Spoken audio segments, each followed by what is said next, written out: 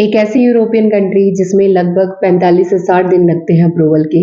मे भी आप समझ गए होंगे अप्रूवल से कि किस कंट्री का अप्रूवल पहले आता है, उसके बाद वीज़ा स्टैंपिंग होता है। तो हम बात कर रहे हैं सर्बिया की। आज हम उसी के रिगार्डिंग आपके साथ डिस्कशन करेंगे। मैं ऋतुराज EU वीज़ा कंसल्टेंसी से अनु के साथ, और बात करेंगे हम सर्बिया की, जो अभी सबसे ज़्यादा चर्चा में है कि कब शेंगन में ऐड होगी या कितना टाइम लगेगा। तो मोस्ट प्रोबेबली ये 6 और 7 मंथ के अंदर अंदर में भी ये अपना शेंगन के अंदर ऐड हो जाएगी। जी हाँ। और उसके बाद जो सर्बिया के प्राइजेस है वो भी आपको पता है कि शेंगन के अकॉर्डिंग ही रहेंगे।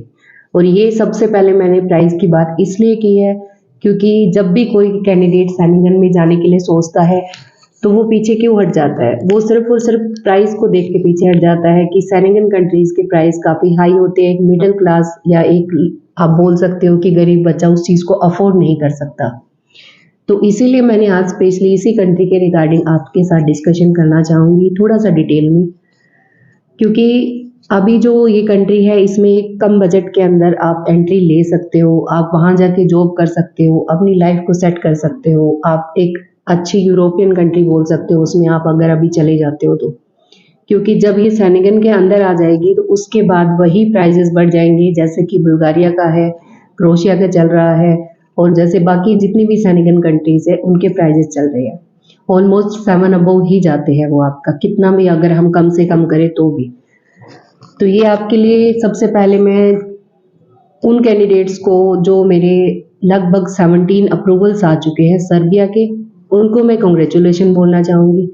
जो फीमेल कैंडिडेट्स हैं ऑलमोस्ट, और 3-4 उसमें मेल कैंडिडेट्स हैं।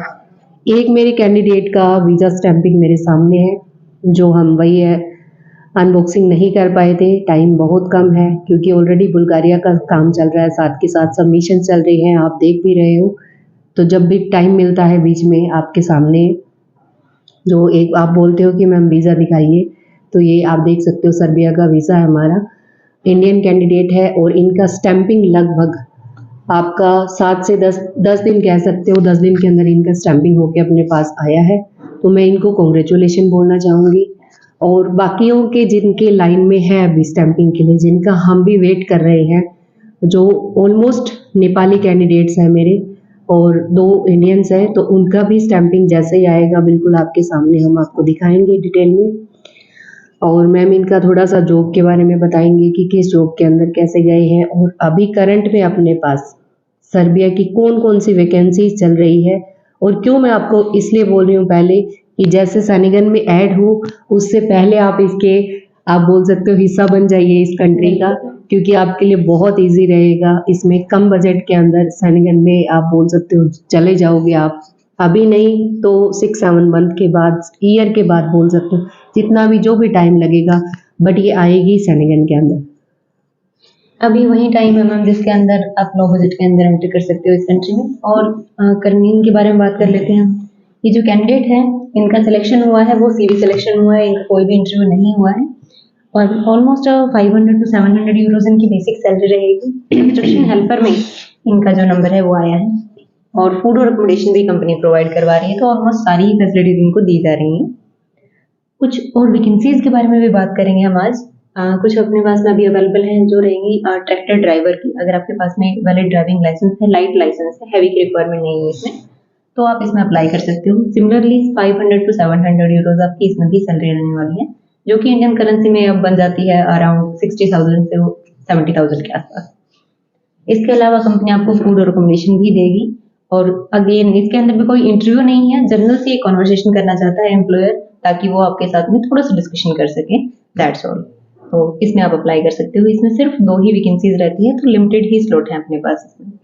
और कुछ बच्चे ऐसे भी होते हैं जो चाहते हैं कि हम ऐसी कंट्री के अंदर जाएं जहाँ पे हमें अपनी मर्जी से जॉब मिल जाए, तो आपके लिए ओपन परमिट भी हमारे पास में अवेलेबल है। एज अ कारपेंटर हम आपको वहाँ पे भेजेंगे, और उसके लिए उसके अंदर आप जाके फिर अपने हिसाब से अपनी जॉब है वो सर्च कर सकते हो और ज्वाइन कर सकते हो किसी भी कंपनी के अंदर। तो ये भी अपने पास में ऑप्शन है, और ये लॉन्ग टर्म है। सर्बिया के अंदर सीजनल नहीं है, तो काफी बच्चे ये भी सोचते हैं कि कहीं ये सीजनल ना हो, तो ये लॉन्ग टर्म वर्क परमिट मिलेगा आपको।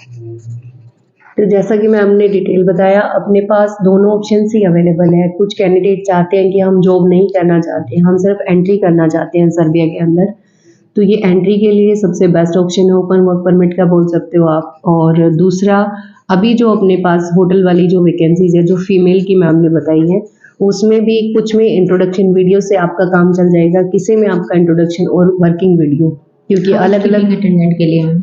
तो आप उसमें आप अपना सिलेक्शन करवा सकते हो, विदाउट इंटरव्यू भी करवा सकते हो। ये आपके लिए अच्छा चांस है सर्बिया में जाने का, और इसमें इंडियन और नेपाली दोनों कैंडिडेट ही अप्लाई कर सकते हो।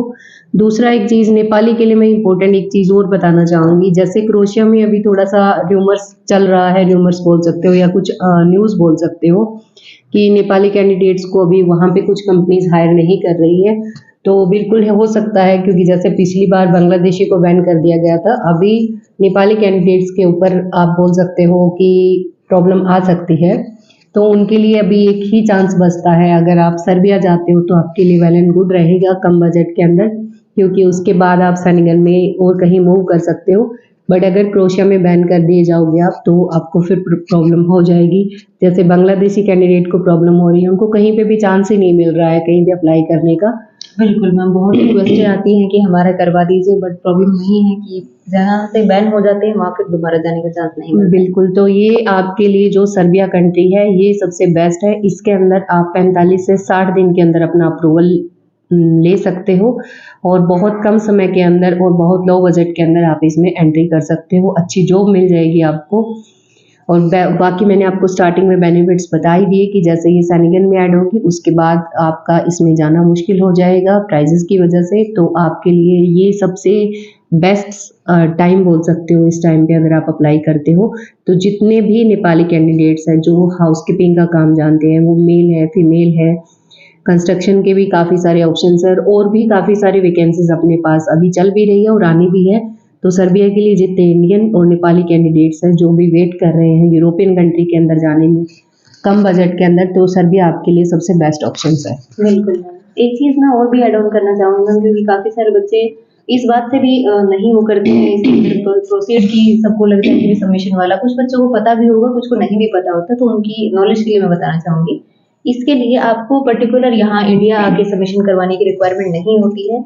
आपका जो सबमिशन है वो हम खुद करवाते हैं और स्टैंपिंग करवा के हम आपके पास पासपोर्ट पहुँचा देते हैं। बिल्कुल, बिल्कुल। तो ये भी सबसे अच्छी चीज़ है, क्योंकि नेपाली कैंडिडेट्स का अप डाउन करना, इधर आना, सबमिशन करवाना, और फिर वो बहुत थोड़ा-सा मुश्किल हो जाता है। बिल्कुल। तो वो भी मैम ने सही बताया, सबमिशन वगैरह हम खुद करवाते हैं।